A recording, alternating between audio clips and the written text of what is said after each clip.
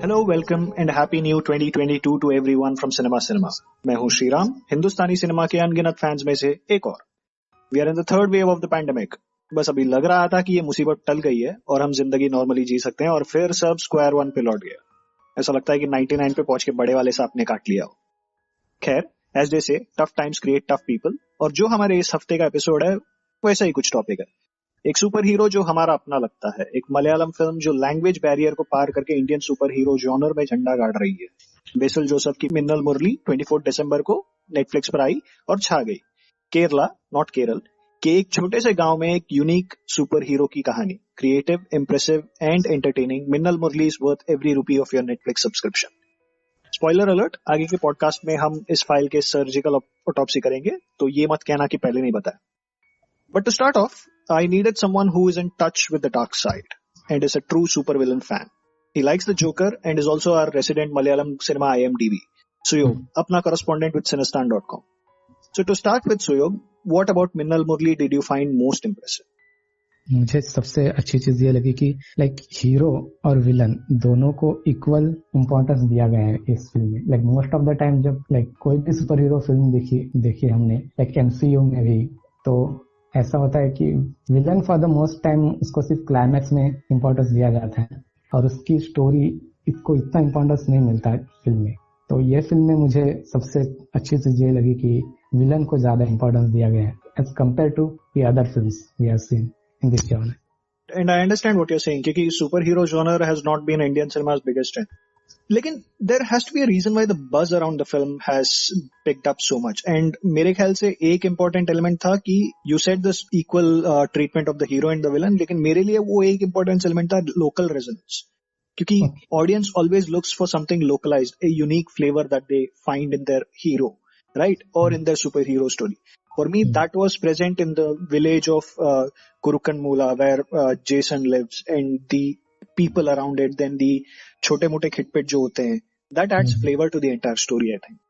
हाँ, मुझे भी वही लगा, क्योंकि आप देखो तो ये फिल्म अगर आप कोई भी सुपर हीरो फिल्म आजकल देखो तो most of the time they spend very little time on the कोई हीरो जब की शुरुआत होती है तो 10-15 मिनट में ही वो the film starts to get onto the action genre. और ये film almost first action scene है फिल्म का ऑलमोस्ट 1 घंटा होने के बाद होता है। तो ये चीज मुझे अच्छी लगी कि ये फिल्म एक अच्छा खासा टाइम स्पेंड करके सबको इंट्रोड्यूस करने में हीरो को भी। एक और element which was very entertaining was the use. मैं जो लोकल फ्लेवर की बात कर रहा था, तो one part of that local flavour was Jason who wants to go to the US keeps wearing these fake वाला लोगोस, अबिबास, पोमा वगैरह, जो which is very relatable, जो which establishes the character and the culture and the milieu immediately.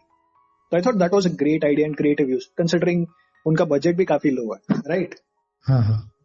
तो उसके हिसाब से that was a great idea. And coming back to Jason, who is a very interesting character played by Tovino Thomas, another fantastic actor.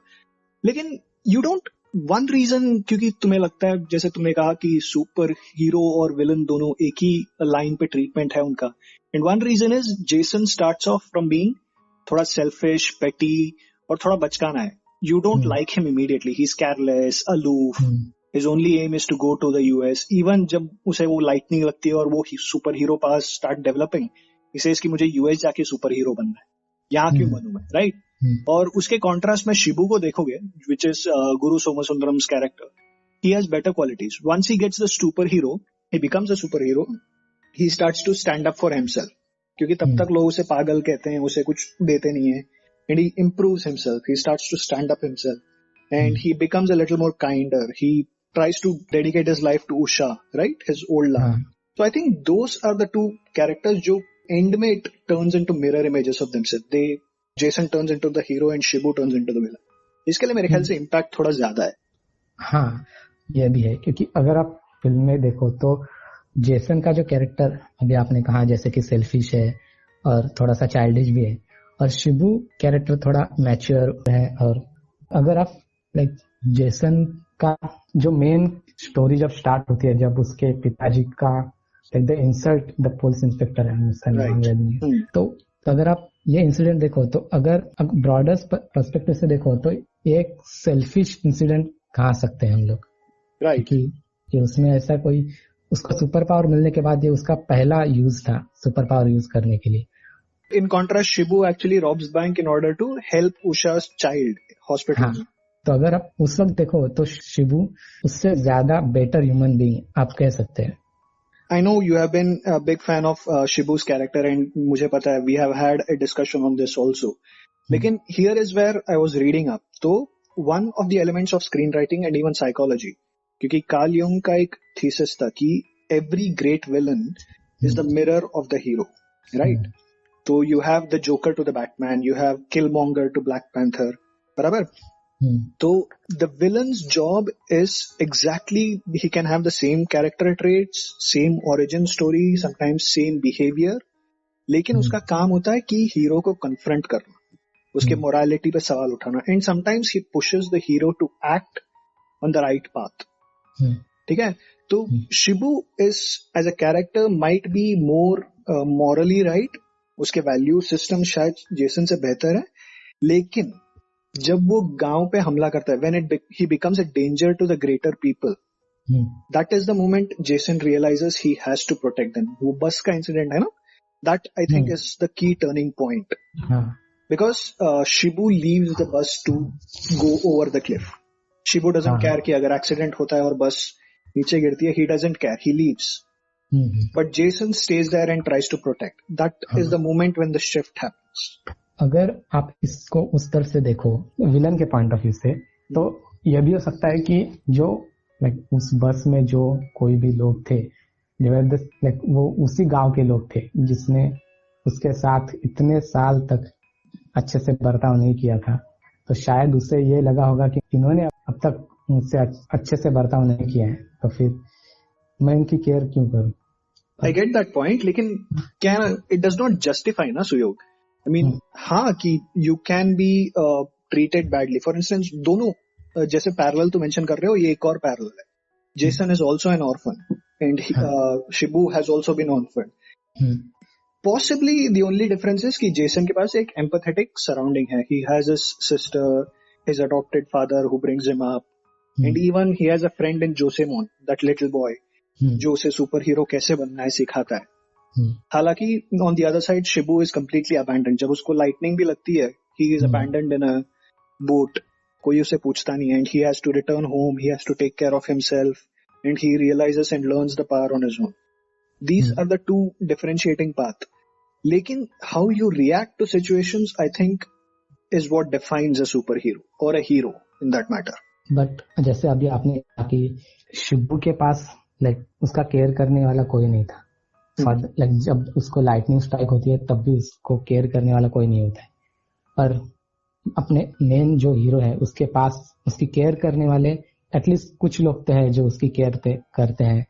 तो इस film में ये नहीं मुझे एक ही चीज पसंद नहीं है इस फिल्म में कि ये जस्ट शिबू का कैरेक्टर है. उससे जैसे अभी आपने कहा कि उसका एक प्रॉपर स्टोरी वगैरह दिखाई गई है, लेकिन जब आप फिल्म की एंड तक आते हो तो ऐसा लगता है कि जो कुछ भी उसका कैरेक्टर का प्रोग्रेस दिखाई गई थी वो लास्ट में उसे जस्टिफाई नहीं कर पाते.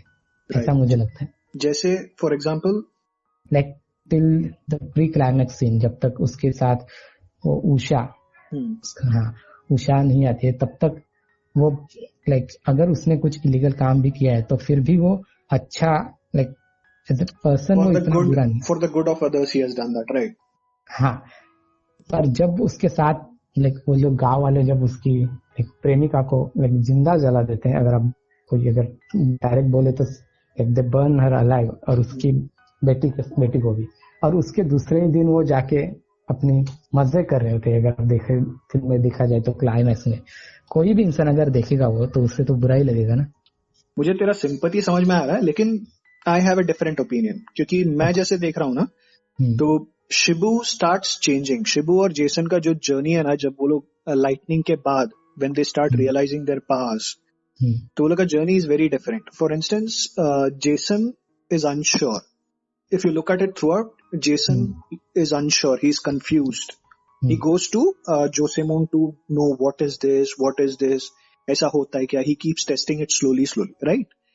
Shibu on the other hand confident हो जाता है.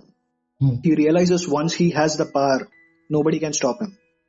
And you said कि Shibu does not do anything wrong even if he has done. One, he threatens that chai wala. He uses sheer brute force, बराबर, मौत का दहशत देता है वो. And once he gains that confidence, then his second crime is the robbing of the bank.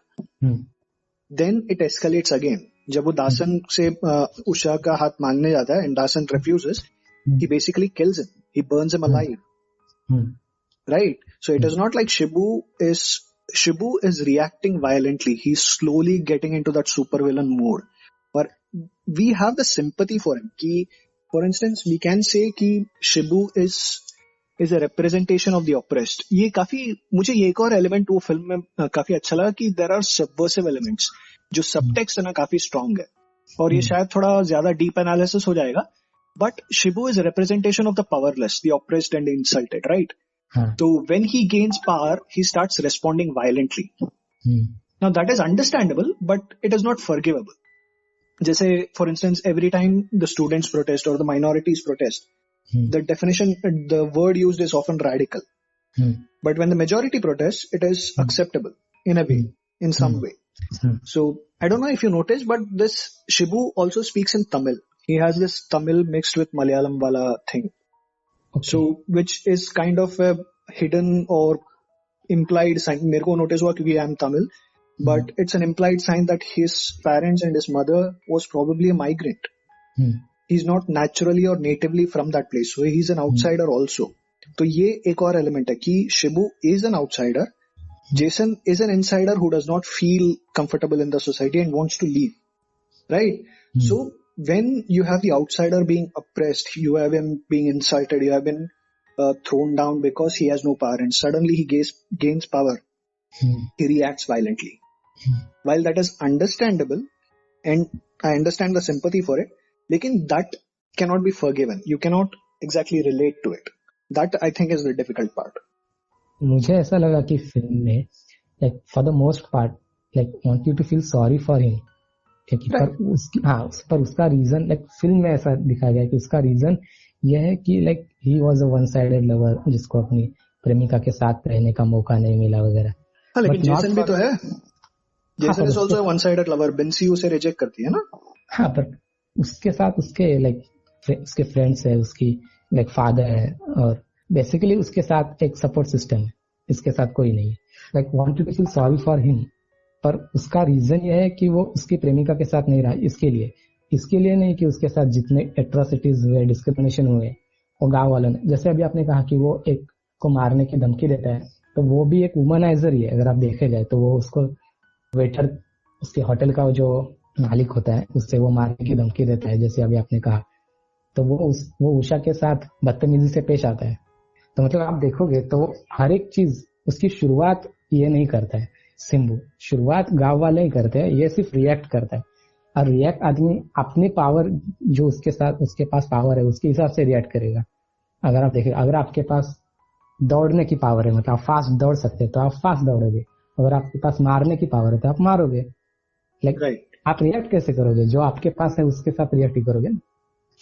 Right, I understand, and मैं इससे सहमत हूँ. I will give you that you're only as good as the world allows you to be. बराबर? So I'll give you that point. But is that justifiable? क्योंकि you need a villain. That is exactly the hallmark of the villain, right? That is the person that you should not become. नहीं? I think मुझे ऐसा लगा कि film को यह कहना चाहिए था कि like that is not the person you want to become. ऐसा नहीं. This is not the society you want to become. ये मुद्दा होना चाहिए था फिल्म का एंड में, और वो एंड में नहीं है ऐसा मुझे लगा. Like film never blames the society the climax. कुछ भी नहीं होता है. लाइक उसके साथ जितना बुरा होता है उसके बारे में एक बार भी फिल्म नहीं कहती है, वो कैरेक्टर कहता है, पर फिल्म एड्रेस नहीं करती है. वो थोड़ा बहुत तो ब्लेम होता है, जैसे कि डेयर डेविल सीरीज में भी है थोड़ी, खास करके सीरीज में ज्यादा होता है, फिल्म में ज्यादा उसको चांस ही नहीं मिलता क्योंकि रन टाइम छोटा होता है. पर सीरीज या फिर अगर शो हो तो like they explore this in a more detailed manner. और शायद इसमें मुझे ऐसा लगा कि उसकी लेंथ थोड़ी ज्यादा है इस फिल्म की, तो इसमें थोड़ा चांस था उस फिल्म को एक्सप्लोर करने का कि अगर आप देखें तो ऐसा लगता है कि एंड में ये फिल्म एक नॉर्मलाइजेस द आइडिया कि सोशली आउटकास्ट लोग हैं जो एंड में they will like they are not redeemable, उनको एंड में like they will turn into a will person, कुछ भी हो जाए तो उनको एंड में मारना एक सही बात है। इस तरह का मैसेज देती है फिल्म, ऐसा लगता है, क्योंकि एंड में वो ब्लेम सोसाइटी पे नहीं जाता। अगर एंड में ब्लेम अगर वो सोसाइटी पे डालते तो वो मैसेज थोड़ा अलग जाता कि नहीं, इसमें उस विलन की गलती जितनी है उससे ज्यादा गलती सोसाइटी की है, ऐसा मुझे लगा। Right, here's where the conflict is. और यहाँ पे मैं सोचता हूँ that is where the subversive element of Basil Joseph's film comes in, and the writers, I mean a word for the writers Justin Matthew and Arun Anirudhan, who have done a fantastic job in creating the arc. But जब वो लोग ये subversive elements लेके आते हैं, for instance police that is corrupt not because they want to be corrupt, it is because the system has emboldened them, क्योंकि उनको पता है कि ये system ही ऐसा है, and you have a people who react that way because that is how they have been culturally trained to think. तो here's where Basil Joseph makes us question कि चाहे वो कैसे भी हों, लेकिन is it right to punish a majority on this brute scale? Maybe we can question them, and the fact that we are questioning is a sign that the writing and the direction has worked, नहीं? हाँ, ये हो सकता है। So, which is one element I wanted to speak, the subversive element of Basil Joseph's film, क्योंकि उसमें काफी सारे subtextual elements हैं। For instance, एक element मुझे काफी interesting लगा और काफी funny भी लगा कि जब Jason, the first costume Jason wears is that of Jatayu, right, from the Ramayana वाला play, and Jatayu is basically a saviour. तो ये जो सिंबल्स उसने इंसर्ट किया है ना, काफी इंटरेस्टिंगली इंसर्ट किया उसमें। तो let's also talk about the technical elements. What did you think of the action, because all of the effects are practical effects. Action तो सच में मुझे अच्छी लगी, क्योंकि जैसे आपने कहा कि most of the effects are practical effects, almost 90% practical effects ही है। और उसमें उन्होंने एक कोई फॉरेनर का एक्शन कोरियोग्राफर को भी लिया है और उसने बहुत अच्छा काम किया है, क्योंकि अब लाइक दोनों एलिमेंट काफी अच्छी तरह से मिक्स किया है कि वो सुपर पावर और प्रैक्टिकल इफेक्ट्स को मिला के लाइक द क्लाइमैक्स का फाइट सीन जो है, हाँ, वो काफी अच्छा कोरियोग्राफ किया है, क्योंकि आपको दोनों की पावर भी दिखती है और डिसएडवांटेजेस भी दिखते हैं कि दोनों में क्या डिसएडवांटेजेस है। और एक्शन कोरियोग्राफी मतलब basic hand to hand combat भी है और वीएफएक्स का थोड़ा बहुत इस्तेमाल। लेकिन I think one of the reasons is कि क्योंकि बजट काफी लो है। हालांकि 25 crores is massive money for a Malayalam film with no major stars like Mohanlal और मम्मूटी, लेकिन still compared to what super hero films are generally made on, ये काफी माइनस्क्यूल budget है। तो आई अंडरस्टैंड कि वीएफएक्स क्यों कम रखा है, but is that a disadvantage और एन एडवांटेज? लाइक अगर देखा जाए तो एडवांटेज ही है, क्योंकि उसकी वजह से उनको क्रिएटिवली कोई और चीजें करने का मौका मिला। लाइक जैसे अभी आपने कहा कि फाइट कोरियोग्राफी में कुछ अलग करने का मौका, अगर उनके पास बहुत अच्छा, जैसे कि अभी आप लास्ट मंथ जो मूवी आई थी मोहनलाल की मरक्कर, ये एक प्रॉपर एग्जांपल है, क्योंकि उसमें अच्छा बजट था, वीएफएक्स भी अच्छे थे, उसकी वजह से स्टोरी में कुछ ज्यादा ध्यान नहीं दिया गया था। तो शायद ये हो सकता है कि बजट कम होने की वजह से उन्होंने स्टोरी और इसमें ज्यादा फोकस, क्योंकि उनके पास दूसरा कोई ऑप्शन नहीं था। ऐसा लगा कि बेसिल जोसेफ जो डायरेक्टर है और राइटर, उनको पता था कि उनके बजट की लिमिटेशंस, तो उन्होंने वीएफएक्स और बाकी चीजों पे फोकस ज्यादा करने से अच्छा सिर्फ लाइक प्रैक्टिकल इफेक्ट्स, और उनको पता चल गया था कि वो किस में ज्यादा वो बजट यूज कर सकते हैं। और कंपेयर टू हिंदी फिल्म, जैसे आपने कहा कि, और तमिल फिल्म से भी ये काफी कम बजट है, तो मुझे ये चीज अच्छी लगी कि उनको पता चल गया था पहले से कि वो बजट किस तरह से यूज कर सकते हैं। जनरली हम लोग देखते हैं कि वो फिल्म का बजट लोग एक गाने में ही 4-5 करोड़ खर्च हो जाते हैं, तो ये वहां पे नहीं मिलता। ये देखने में उनको एग्जैक्टली अच्छी तरह से यूज किया है बजट का। Right, so I think this is a very good point you raise कि इंडियन सिनेमा में ऑफन सुपर हीरो मूवीज में the more we focus is on VFX, the stunts, the style. For example Krrish is a great example, Ravan is a great example, right, जहां पे the focus is so much on the VFX, the stunt and the entire image कि we never focus on the story arc, जो यहाँ पे fantastic work, like again said, it's fantastic writing और screen play, जो mirror villain और hero के बीच में है, and the transformation and even the side characters. One character I absolutely loved was the little boy जो fantastic at the way he introduces comic books हाँ to Jason is brilliant, and also Femina George as Bruce Lee Bisley, which was a unique character. So that's also another subversive element. तो ये elements काफी अच्छे से use किए थे story arc में. So I think that's a good idea. But do you think having a big budget will, for instance, the biggest example we can give is Brahmastra, जो इस साल आने वाली है. अगर सब सही रहा तो शायद इस साल आ जाएगी. लेकिन Ayan Mukherjee has been working on the film for 7 years, 8 years. It has a massive, massive budget. Dharma Productions का backing है. You have two big stars in Ranbir Kapoor and Alia Bhatt. And the expectations are sky high. So do you think the budget deters in some way the storytelling? शायद अगर आप देखे तो Baahubali for example, उस film में इतना ज्यादा budget था, the story was very simple. उसमें कुछ इतना अच्छा स्टोरी, अगर फ्रैंकली बोले तो स्टोरी में इतना कुछ खास नहीं था, पर ज्यादा हॉट टेक आगे बोले.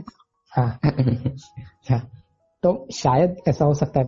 और बजट का इशू उन्होंने बताया नहीं कि एग्जैक्टली कितना बजट है, पर हम लोग एटलीस्ट गेस कर सकते हैं कि 200 करोड़ के आसपास तो होगा. तो वो रिकवर करना आज के जमाने में थोड़ा ज्यादा मुश्किल है, कोविड की वजह से वगैरह. जैसे कि अभी हमने देखा कि 83 जो मूवी अभी भी रिलीज हुई है, वो कलेक्शन में काफी सब स्टैंडर्ड है उसका. हालांकि वो मूवी भी 4 साल 5 साल से न्यूज में थी, उसकी चर्चे हो रहे थे. जब वो अनाउंस हुई 2017 में आएगा, सबसे न्यूज में वो. उसका ट्रेलर भी अच्छा लोगों को पसंद आया था. मतलब सारी चीजें उसके पक्ष में थी मूवी के, फिर भी कुछ अच्छा कलेक्शन नहीं हुआ है. तो ब्रह्मास्त्र के बारे लिए ये थोड़ी चिंताजनक बात है. अदरवाइज रणबीर कपूर है, आलिया भट्ट है, तो लोग उनके लिए तो देखने जा सकते हैं. पर Do you have expectations from the film? I know you're a superhero comic book fan, तो इसके लिए पूछ रहा हूँ. इतने ज्यादा नहीं है मुझे, फ्रैंकली कहा जाए, क्योंकि अयान मुखर्जी की जो पहली फिल्म थी वो मुझे इतनी पसंद नहीं आई थी. मतलब टाइम पास के लिए अच्छी थी, पर वेकअप सीट नहीं, सॉरी, वो ये जवानी है दीवानी. ओके. वो फिल्म वो इतनी मुझे पसंद नहीं आई थी, तो इसकी वजह से. और उन्होंने ये जॉनर कभी एक्सप्लोर नहीं किया है, तो ये भी एक इश्यू है. तो इतना कुछ ज्यादा एक्सपेक्टेशन, अगर एक अच्छी खासी टाइम पास मूवी होगी ना तो भी चलेगी. मुझे सिर्फ टेंशन इस बात की है कि ये लोग, मतलब इट्स अ ट्रिलॉजी, उन्होंने कहा है कि वो सेकंड और थर्ड पार्ट भी बनाने वाले हैं. तो अगर ये फिल्म पहला पार्ट अगर इतना अच्छा नहीं चला तो हमें सेकंड और थर्ड पार्ट देखने को नहीं मिलेगा ब्रह्मास्त्र में. पर फिर भी अगर अयान मुखर्जी 7 साल से इस पे काम कर रहे हैं, और वो ही इज ऑल्सो एक राइटर ऑफ द फिल्म, तो शायद मेरी होप है कि अच्छा बन सकता है. टीजर अच्छा लगा? टीजर के बारे में मैं कुछ ज्यादा कह नहीं सकता, क्योंकि टीजर काफी वेग है. उन्होंने फिल्म की कुछ फुटेज भी नहीं दिखाई है. फिल्म कुछ फुटेज नहीं है, सिर्फ एक वॉइस ओवर है, तो आप इस पे कुछ प्रेडिक्ट करना बहुत मुश्किल है.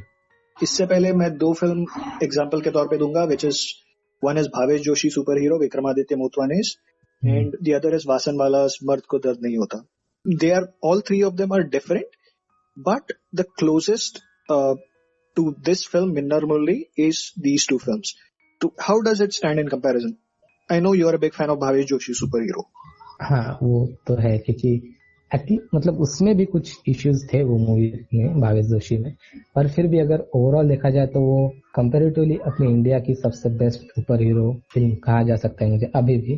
तो अगर कंपेयर करें उसके साथ, मतलब भावेश जोशी और मिन्नर मुरली, तो इक्वल लेवल पे है मुझे, मेरी तरफ से तो. एटलीस्ट मुझे दोनों ही पसंद आए, पर उनका जॉनर काफी अलग है, वो तो अलग बात है. राइट, बट एक चीज दिखाई दे रही है, which is sophistication and story telling.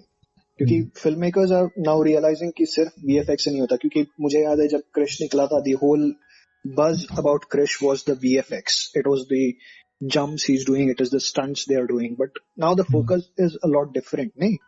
हाँ, तो शायद इसीलिए क्योंकि अभी लोगों को ओटीटी की वजह से एक्सप्लोर करने बहुत सारे एमसीयू डीसी वो तो पहले से ही है, पर बाकी सुपर हीरो छोटे छोटे जैसे डेयरडेविल या फिर जेसिका जोन्स, ऐसे स्टोरीज भी देखने को मिल रही है. तो फिर अभी उनके साथ कंपेयर हो सकते हैं ये स्टोरीज भी, इसलिए शायद ये they are trying to be more creative right now. One is Vasan Bala's Mard Ko Dard Nahi Hota, जो 2018 में आई, and Vikramaditya Motwane's Bhavesh Joshi super hero 2019 के आसपास, right? So both these films are set in a very immediate milieu, यानी आज के टाइम पे, और बोथ दीज फिल्म्स का ट्रीटमेंट काफी लोकलाइज्ड है. तो इस हिसाब से आई थिंक कंपैरिजन बनता है. लेकिन तीनों का आर्क अलग अलग है. फॉर इंस्टेंस तीनों के सुपर हीरोज और हीरोज के पावर्स अलग अलग हैं, तीनों के डेवलपमेंट्स अलग अलग हैं, right? So in comparison to these two, how does Minnal Murali stand out, और क्या बेहतर है और या क्या कम है? लाइक अगर कंपेयर करना थोड़ा मुश्किल है, क्योंकि जैसे आपने कहा कि सुपर हीरो सिर्फ मतलब नाम के लिए सुपर हीरो है, जॉनर काफी अलग है. लाइक भावेश जोशी अगर आप देखा जाए तो टेक्निकली एक नियो नोआर कह सकते हैं आप, इस तरफ से है. मर्द को दर्द नहीं होता, एक कॉमिक बुक एलिमेंट है उसमें. पर मुझे ऐसा लगता है कि मर्द को दर्द नहीं होता और मिन्नल मुरली दोनों काफी एटलीस्ट ट्रीटमेंट या फिर जॉनर में थोड़ी सिमिलरिटी है. राइट, वो सबवर्सिवनेस, वो probably localised lingo and treatment, and even थोड़ा बहुत ऐसा लाइटनेस जो कॉमिक बुक के फील में आता है उसके हिसाब से, राइट? या भावेश जोशी से कंपेयर करना मुझे थोड़ा डिफिकल्ट लग रहा है, क्योंकि उसका जॉनर ही अलग था और काफी लाइक वो एक, और उसका सब्जेक्ट भी मतलब जो टॉपिक था वो लाइक करप्शन, वो काफी अलग ही टॉपिक पे, और ये काफी अलग ही टॉपिक है. तो फिर पर मुझे एक चीज अच्छी लगी थी भावेश जोशी में, जो कि उसका ग्राउंडेडनेस जो काफी रियलिस्टिक तरह जैसे इसमें भी दिखाया है कि स्टंट में, स्टंट्स और एक्शन कोरियोग्राफी में, ये चीज अच्छी लगी थी. राइट, क्योंकि भावेश जोशी आई think is more along the lines of may be not Batman, लेकिन नाइट राइडर करके एक सीरीज आता था, मुझे याद नहीं है किसी ने देखा है कि नहीं देखा है, बट डेविड हैसेलहॉफ थे उसमें शायद. तो नाइट राइडर करके एक series, guy with a super power car who travels and takes down criminals and वगैरह वगैरह. तो I think it had that element, and also like you said the neo-noir style of treatment. So but that is a sign, nahi, 2018-19, since at least after 2010 or 12 we are seeing a very aware group of directors who are experimenting with the superhero genre better. And especially down south, to have these directors experiment with this. I mean, even Tamil cinema has had a couple. For instance, Mugamudi करके एक बीच में 2016 या 18 में निकली थी, मुझे date exactly याद नहीं है, करेक्शन कर देना. तो that is another example of somebody trying something with a masked superhero वाला element. So I think the genre is taking off in India. हाँ, वो तो है, पर अगर आप वर्ल्ड लेवल पे देखो तो लाइक सुपर हीरो जॉनर अभी लाइक पिछले 20 साल से काफी फेमस हो गए हैं, और अभी तो शायद like there is like some kind of a super hero fatigue international level पे. इंडिया में नहीं, इंडिया में तो अभी हम लोग एक्सप्लोर कर रहे हैं. तो शायद ये हो सकता है कि अगर लोग लाइक ऐसा लगे कि ये जॉनर अभी इंटरेस्ट नहीं है लोगों में, तो शायद इसका कुछ लोगों को इंटरेस्ट कम हो सकता है, ऐसा हो सकता है शायद फ्यूचर में. हाँ, लेकिन you also see elements ना. You have series coming out. For instance, they are exploring bigger arcs. Hawkeye is a good example. जहाँ पे who is a non-powered superhero. He doesn't have any powers actually. But लेकिन उसके story arc को अलग तरीके से बताने की कोशिश कर रहे हैं. Shang-Chi is a great example, right? जो which is a very Asian, which brings in a different flavor to the Marvel or Hollywood genre of superheroes. तो Eternals is another experiment that they tried. So काफी सारे different experiments कर रहे हैं. I think India also has potential, क्योंकि India में flavors बहुत सारे हैं. What Hollywood tries is, Hollywood को चाइना जाना पड़ता है एक Shang-Chi का flavor लेके आने के लिए, right? इंडिया के पास every state has its own mythos, every state has its own culture, every state has its own flavor. तो which again another example of that in Minnal Murli is जो opening का जो setting है, the saint of एक play है जो जिसके basis पे उसके father का book निकलता है, right? To protect the entire village, and that mythos again reflects in the final climax scene. तो वो element जो है ना localized flavor का, I think that's a very interesting one to experiment with for filmmakers in India at least. हाँ, ये हो सकता है, क्योंकि जैसे अभी आपने कहा कि रीजनल, पर शायद मोस्टली मुझे ऐसा लगता है कि ये शायद रीजनल फिल्म्स ही करेंगे. हिंदी फिल्म्स मोस्टली शायद नहीं कर सकते ये रीजनल, अगर काफी लोकल फ्लेवर है तो, क्योंकि लोकल फ्लेवर एक्सप्लोर करना हिंदी फिल्म इंडस्ट्री को थोड़ा मुश्किल होता है. एक टाइम पे मुझे लगा था there will be a Maratha universe, क्योंकि जिस 1-2 साल के पहले जिस तरह से मराठा हीरोज पे हिस्टोरिकल फिल्म बन रही थी, और स्पेशली मराठी सिनेमा में, I thought there will be a Maratha universe on the side of a Marvel universe. हो सकता है, क्योंकि अभी 4-5 फिल्में हैं लाइंड अप, शायद ये साल रिलीज होंगी वो एक साथ. That is interesting, but For now, the superhero to watch out for and read about is Minnal Murli. The next one to look out for is Brahmastra, लेकिन उसका तो अभी पता नहीं, with the third wave of the pandemic striking back again. And with theaters shutting down and films getting postponed, that's the topic of our next podcast. So stay tuned. अगर आपको ये podcast पसंद आया तो लाइक, सब्सक्राइब और share जरूर कीजिएगा. अपने कमेंट्स Cinestan.com के YouTube चैनल पर भी छोड़ सकते हैं. Keep listening till next time.